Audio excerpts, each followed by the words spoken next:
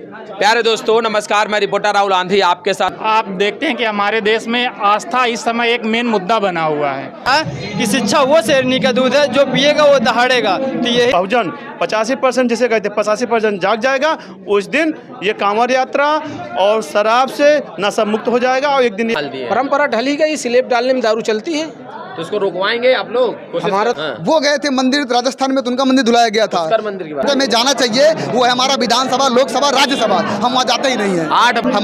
हमारे पुरखों का अंगूठा काटने वाले थे, एकलव्य जी को अपने युद्ध क्षेत्र हटाने वाले थे, वो आज भी उस तरह के गुरु की परंपरा चल रही है। और जो हिंदू गांव बना रहे हैं, तो क्या वहाँ के एक भंगी समाज के आदमी को क्या उस गाँव का मालिक बनाएंगे, उस गाँव को मुखिया बनाएंगे? पहले ये बात कंफर्म कर दें हमको।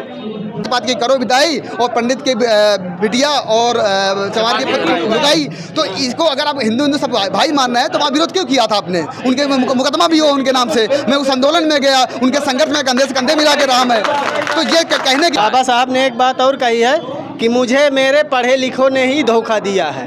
सर, आज ये तारापुर असवार से यात्रा निकाली हुई हमने। आज मेरे पुरखे ज्योतिबा फुले जी का जन्मदिन है और वो जिस तरह से अपने पूरे जीवन काल में महिलाओं के लिए, दलितों, शोषितों, पिछड़ों के लिए संघर्ष करते रहे, जात पात खत्म करने की बात करते रहे, महिलाओं को हक अधिकार दिलाने की बात करते रहे, विधवा विवाह की बात करते रहे, वो उस मेरे पुरोधा का जिसने आज से 150 साल पहले कलम उठाई थी, किताब उठाई थी कि ये समाज पढ़ लिख करके आगे प्रोग्रेस करे, विकास करे, समता और समानता का जीवन जी सके, उस पुरखे का मेरे जन्मदिन है। और उनका जन्मदिन मनाने के लिए उनके किए हुए कार्यों को हम क्षेत्र में प्रचार प्रसार कर रहे हैं कि शिक्षा को लेकर के हम कितना आगे बढ़ सकते हैं और अपने समाज को शिखर तक पहुंचा सकते हैं।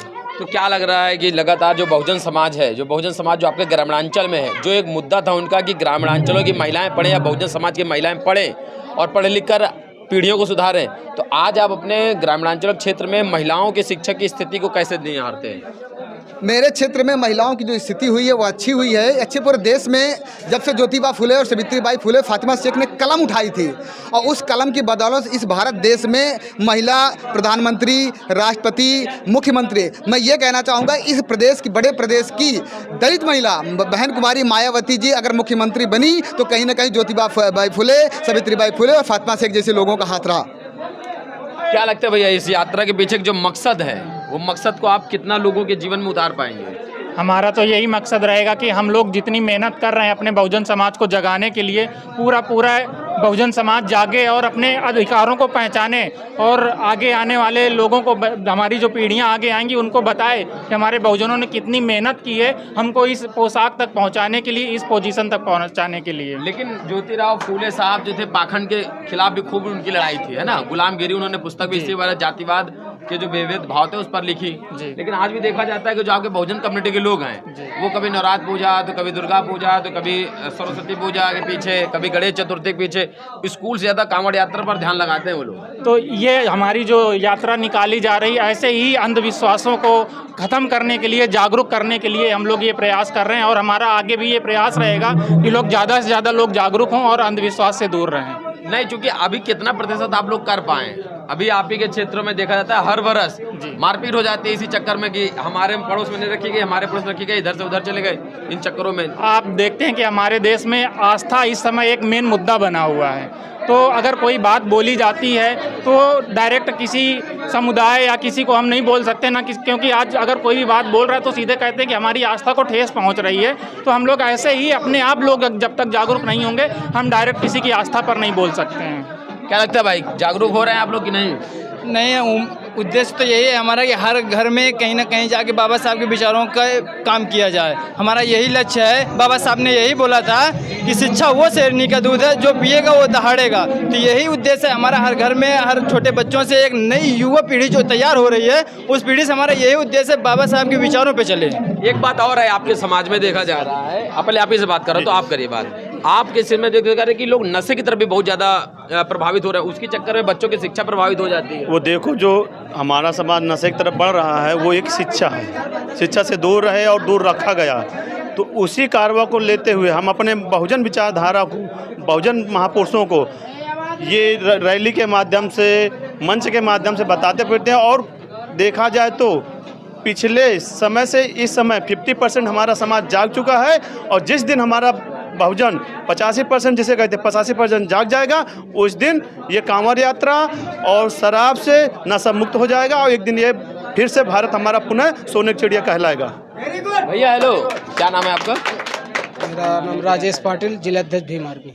राजेश पाटिल साहब, सबसे बड़ी बात देखी जाती है कि जो समाज में आपकी विडंबना है, दो चीज़ें हैं। शिक्षा का जो अभाव है ही है, इसके साथ देखा जाता है नशे का प्रभाव बहुत ज़्यादा है। शिक्षा का अभाव है, नशे का बहुत प्रभाव है, बहुत ज़्यादा। असल में हमारे समाज में जो जब हमारे पास गरीबी थी तो हमारे माँ बाप ने तो पढ़ा लिया, जब हम लोग थोड़ा डेवलप किए तो आज हमारा समाज के जो युवा लड़का है उन लोगों के साथ उठ बैठ के उनको लगता है कि हम बहुत आगे बढ़ चुके हैं। अगर वो काम करने जाते हैं तो उनको पैसे न दे करके उनको 500 की दारू तो पिला दी जाती है, मगर कभी उनको मजदूरी नहीं दी जाती है। यही कारण है। मतलब दारू तो कोई जबरदस्ती तो कोई मुंह में डालता नहीं है, या नशा कोई भी होता है ना कि जैसे हमारे समाज में स्लेब जब डाली जाती है ना तो लेबर गिननी नहीं पड़ती, क्योंकि स्लेब डालने के बाद पैसा मिलता है और दारू मिलती है। तो ऐसे कामों में वो लोग लागू कर दिए हैं कि यहाँ पे दारू मिलना ही है, तो हमारा समाज बड़े शिद्दत से जाता है। मतलब उसको धीरे धीरे करके परंपरा में ढाल दिए। परंपरा ढली गई, स्लेब डालने में दारू चलती है, तो इसको रुकवाएंगे आप लोग? हमारा तो प्रयास पूरा है। क्या चंद्रभान भाई लगता है आपको कि जो नशा है वो शिक्षा के साथ साथ समाज में अपने जो कई सारे अधिकार हैं उनका हनन हो जाता है? बिल्कुल, जिस लड़ाई को हमारे पुरखे लड़ रहे हैं, आज उस लड़ाई को हम पूरा समाज मिलकर के आज हमारा किसी जात से विदेश से नहीं, सभी वर्गों से लोग हमारे साथ इस यात्रा में हैं और सबका यही मानना है कि हमारे समाज से ये जातिवाद, ये पाखंड, ये नशेबाजी, ये जो भी कुरीतियाँ हैं या कुसंगति है, ये दूर हो समाज से। ये सभी का ऐलान है और सभी लोग इससे ग्रसित रहे हैं। और आज मेरा समाज अगर पढ़ लिख करके यहाँ पहुँचा है तो कहीं ना कहीं महापुरुषों की देन रही है और उस कदम पर चले हम लोग और आगे बढ़ रहेंगे, आगे बढ़ते रहेंगे। विधायक हैं टीकाराम जूली जी राम मंदिर गए थे, इसके बाद जाके गंगा जल से उसकी धुलाई होने लगी, छिड़काव होने लगा गंगा जल से। राम जी अपवित्र हुए, मंदिर अपवित्र हो गया, क्या मामला था? ये टीकाराम ही नहीं, इस देश के राष्ट्रपति हुए हैं राम कोविंद जी, वो गए थे मंदिर राजस्थान में, तो उनका मंदिर धुलाया गया था। पुष्कर मंदिर की बात, पुष्कर अजी जी, बस मंदिर की याद दिला दूं आपको, तो वो मंदिर धुलाया गया था। ये तो छोटी चीज़, विधायक को समझना चाहिए ना कि मेरा जन्म कहाँ है, किस कुल वंश में हुआ है। आप बहुजन हैं, आप 85% में हैं, आप शूद्र हैं, या भूल जाते हैं थोड़े सत्ता पद आने के बाद। तो हमारी तो वो जगह ही नहीं जहाँ विधायक जी हमारे गए थे, और अगर विधायक जा रहे हैं तो मैं समाज को गलत लेके जा रहे हैं, हमारी जगह ही नहीं वो जाने के लिए। तो फिर रामनाथ कोविंद जी काहे के लिए गए थे?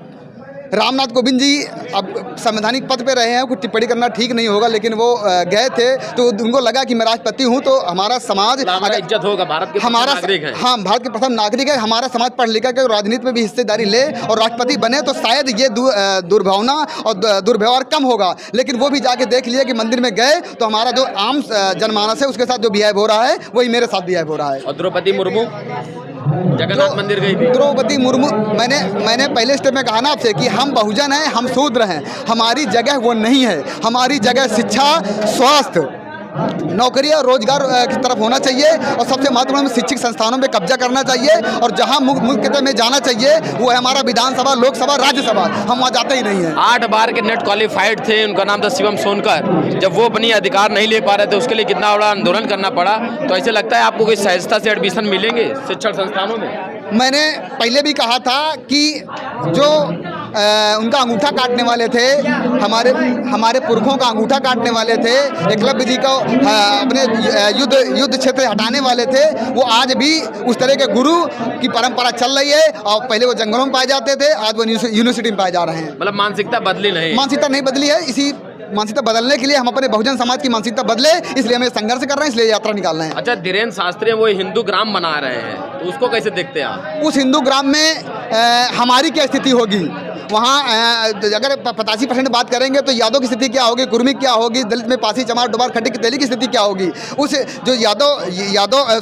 जो हिंदू ग्राम बना रहे हैं तो क्या वहाँ के एक भंगी समाज के आदमी को क्या उस गांव का मालिक बनाएंगे, उस गांव को मुखिया बनाएंगे? पहले ये बात कंफर्म कर दें हमको माननीय धीरेन्द्र शास्त्री जी। वो कहते हैं कि जाति पात की करो विदाई, हम सब हिंदू भाई भाई। जाति पात की करो विदाई का नारा लेके निकले थे। मध्य प्रदेश की एक लगा हुआ चित्रकूट जिला है, वहाँ से एक मीरा भारती दलित समाज, चमार समाज से आती थी, वो जिला पंचायत सदस्य थी। उन्होंने कहा था जाति पात की करो विदाई और पंडित के बिटिया और चमार की विदाई। तो इसको अगर आप हिंदू सब भाई मानना है तो वहाँ विरोध क्यों किया था आपने? उनके मुकदमा भी हो उनके नाम से। मैं उस आंदोलन में गया, उनके संघर्ष में कंधे से कंधे मिला के रहा मैं। तो ये कहने की बात है। जो जो जो जो जो वो हिंदू गांव बनाना चाहते हैं, पहले पूछ लें कि उस गांव का मुखिया, उस गांव का सरपंच, उस गांव का प्रधान क्या हमारे भंगी समाज से होगा? अगर भंगी समाज से मुखिया बन सकता है तो हम मानेंगे हिंदू समाज बना रहे हो। आज हमारा दलित समाज, ओबीसी समाज सुरक्षित सीटों से जीत पा रहा है, चुनाव लड़ पा रहा है और जीत पा रहा है। और गैर सुरक्षित से टिकट ही नहीं मिलती है, मतलब मजबूरी बस बस क्योंकि वहाँ किसको दोगे? किसको दोगे? हम ही हम हैं तो चुन लो किसी को। जी जी जी ये मामला है क्या? जी जी बस। तो शिक्षा के क्षेत्र में काम होगा। बिल्कुल बिल्कुल बिल्कुल।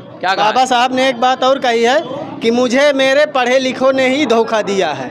अच्छा, जी हाँ, पढ़े लिखे लोगों ने ही मुझे धोखा दिया है। अनपढ़ तो वैसे भी अनपढ़ है, लेकिन पढ़े लिखे लोग अगर अंधविश्वास की ओर भाग रहे हैं तो इससे बड़ी बेवकूफ़ी हम नहीं मानते कि कोई है। क्या नाम है आपका? मेरा नाम रजोले प्रसाद है। ये रजोले प्रसाद जी थे। खैर ठीक बात है, इनका कहना है कि पाखंड और अंधविश्वास से बचना चाहिए। ये बात तो मैं भी हमेशा कहता हूँ कि पाखंड और अंधविश्वास की विदाई करने का वक्त है। सबसे ज़्यादा ज़रूरत है शिक्षा की। आप जब सटीक शिक्षा और तर्कपूर्ण शिक्षा लेंगे तो निश्चित रूप से अपने जीवन में कुछ नए बदलाव करेंगे। बहुत बहुत धन्यवाद।